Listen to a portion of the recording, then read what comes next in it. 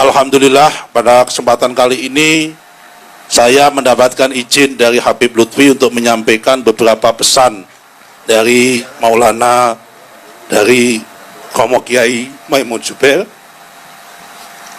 Karena kebetulan satu hari sebelum beliau berangkat haji, kami dipanggil, entah ada apa, tiba-tiba Gus Kamil menelpon saya. Saya diminta untuk sholat di Hotel Grand Melia pukul 8 malam, tapi saya sampai Grand Melia ternyata beliau sudah jalan menuju Hotel Dharma Wangsa makan malam. Ternyata di sana beliau makan malam, dan alhamdulillah tidak seperti biasanya. Beliau itu biasanya sisa makanan beliau dilarang untuk dimakan para santri-santrinya.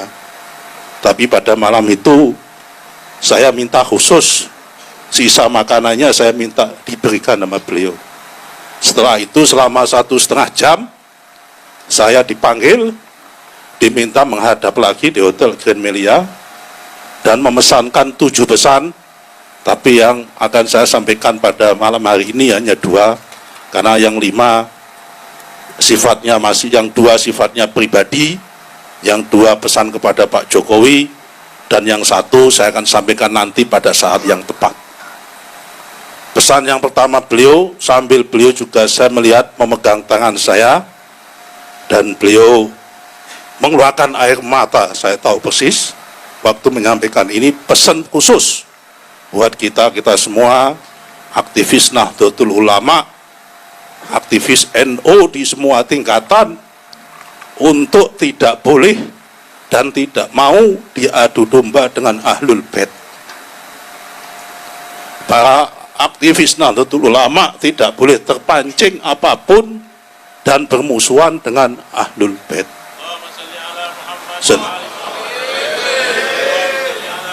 Beliau juga berpesan, kamu kalau ingin pegangan orang NU yang Habib dan Habib sing NU, NU sing Habib, peganglah Habib Lutfi. Karena Habib Lutfi ini ulama Habib sing Jawa, tur wong Jawa sing paham Habib. Saya tidak tahu maknanya beliau, tetapi saya memaknai begitu beliau wafat, ini adalah tongkat estafeta bahwa imam kita kali ini, kalau ada pesan-pesan dari beliau, kita nanti larinya kita tanya kepada Al-Mukarram Maulana Habib Lutfi. Jadi intinya yang pertama, kita tidak boleh diadu domba sama Habaib sama NU. Ini persis, kalau saya flashback, mohon maaf, 1 minggu setelah saya terpilih menjadi ketua GP Ansor, mumpung masih ada beliau, nanti bisa diklarifikasi. Saya dipanggil sama guru kita semua, Maulana Al-Habib Muhammad Lutfi bin Yahya ke Pekalongan. Saya sowan tengah malam seperti biasanya, dan pesannya mirip sama dengan pesannya Romo Kiai Haji Maimun Zubair, bahwa langkah pertama orang Habaib nanti akan diadu domba antara Habaib yang Ahlu Sunnah wal Jamaah dan mohon maaf dengan Habaib yang selama ini dicap Syi'i atau Syiah. Seminggu kemudian setelah Habib Lutfi menyampaikan itu, meledaklah kasus Yapi di Pasuruan. Meledaklah kasus peringatan Haul Sayyidatina Fatimahuz Zahra di Bondowoso yang ditandingi oleh NU cabang Bondowoso membuat Maulid Nabi di depannya. Yang itu waktu itu kami ketua Ansor bingung, diminta untuk menjaganya. Yang sini Habaib membuat hallnya Sayyidatina Fatimahuz Zahra, yang sebelah sini membuat Maulid Nabi yang dibuat oleh kiai-kiai NU, karena di sini diisukan Syiah. Kami semua ketakutan, banser-banser Bondowoso tidak berani bergerak.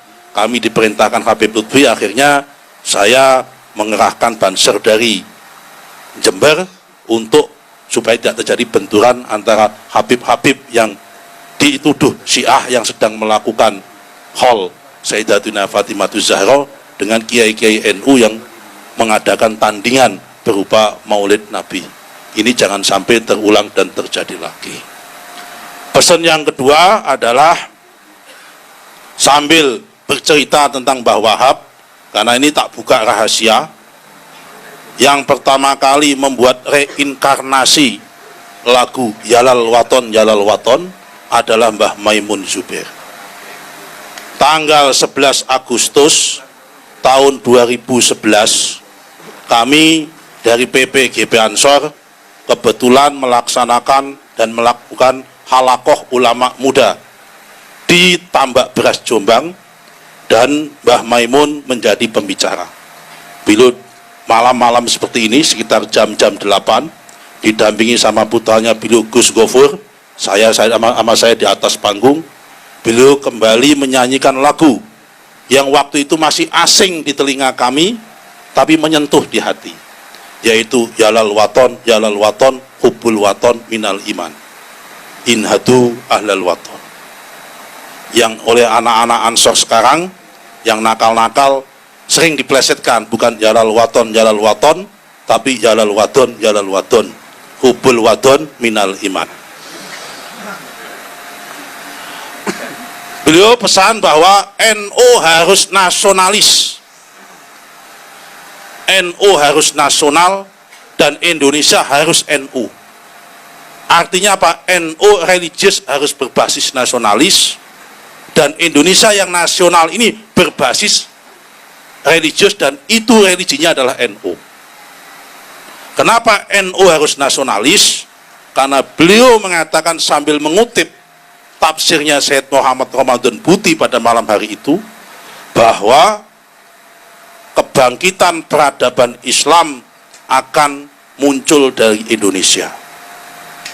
Sekali lagi, kebangkitan peradaban Islam akan muncul dan datang dari Indonesia, sambil mengutip sebuah ayat yang sering dikutip oleh beliau, dan itu tafsirnya Syed Muhammad Ramadan Al-Buti.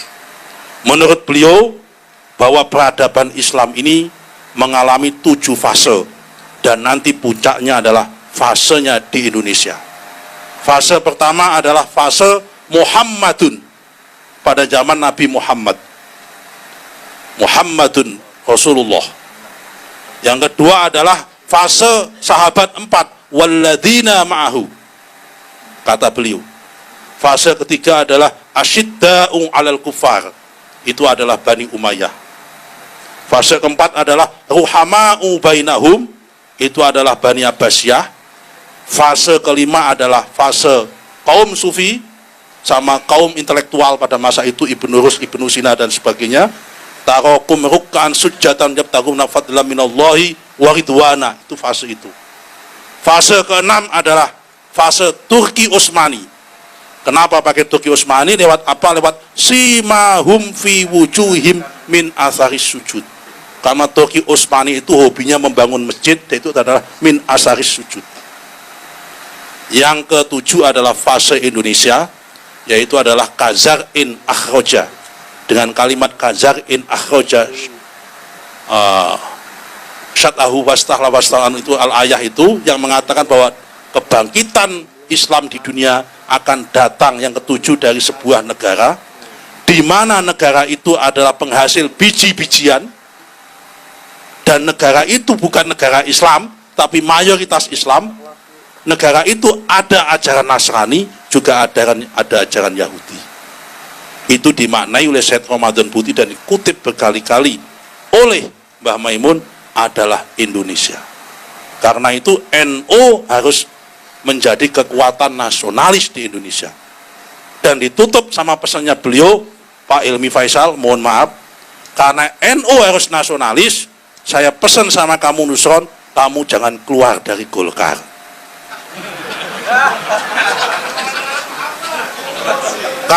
NU jangan semua di PKB. Orang-orang NU harus masuk ke partai-partai yang nasionalis, kata beliau.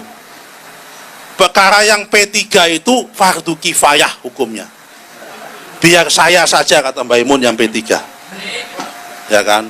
Biar saya saja yang P3, kata Mbah Maimun. Karena untuk P3 itu yang penting fardu kifayah. Tidak boleh mati P3 itu, tapi jangan sampai besar. Karena kalau besar nanti berbahaya, kata Mbah Maimun. Itu cukup untuk memenuhi syarat kewajiban, gugurnya kewajiban. Karena memang harus di Indonesia ini ada partai yang khusus Islam, itu memang harus ada. Tetapi Indonesia, kata Mbah Maimun, harus dipimpin dengan platformnya nasionalis. Ini kira-kira pesannya beliau yang kami sampaikan. Kita doakan semoga guru kita Habib Lutfi panjang umur, diangkat derajatnya oleh Allah Subhanahu wa taala. Dan kalau beliau diangkat derajatnya Allah Subhanahu wa taala, kita sebagai santrinya ngikut di belakang beliau. Kalau beliau ke surga, kita ikut surganya beliau. Kalau beliau dekat dengan Nabi Muhammad, kita ingin di samping beliau. Kalau beliau mendapatkan pahala dan tempat yang mulia di sisi Allah, kita ingin nempel di belakang beliau, meskipun sempit tidak apa-apa. Yang penting bersama beliau.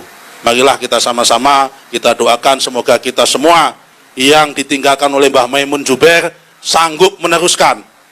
Terutama adalah peran pesan yang pertama tadi, jangan sampai kita semua terjebak dan diadu domba dengan para ahlul bait. Ahlul bait adalah NU, NU adalah ahlul bait. Adapun kalau ada ahlul bait yang belum senang sama NU, kewajiban kita untuk menasihati dan memberitahu supaya ahlul bait tersebut makin cinta dan makin sayang dengan Nahdlatul Ulama.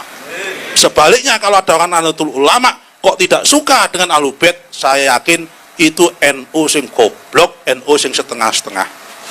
Karena kalau NU nggak suka dengan ahlul bait, saya jamin itu NU-nya belum 24 karat, tapi NU numpang untuk nyari jabatan yang model seperti itu.